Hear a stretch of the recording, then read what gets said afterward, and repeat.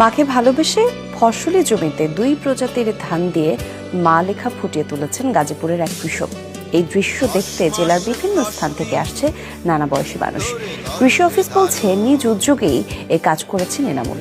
মা সবুজ ধানে বয়ে যাওয়া বাতাসের মতোই মধুর ডাক। মায়ের প্রতি ভালোবাসা প্রকাশে অন্যরকম এক নজির গড়লেন গাজীপুর শ্রীপুরের ট্যাংরা গ্রামের কৃষক এনামুল হক। 2 প্রজাতির ধান দিয়ে বাংলায় মা লেখাটি ধানের খেতে ফুটিয়ে তুলেছেন তিনি।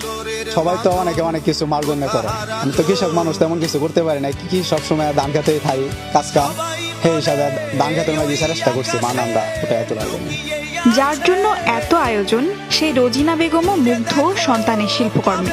আমার ছেলে মা নামটা ধান খেত করছি, কত মানুষের দেখতেছে, আমার খুব ভালো লাগে।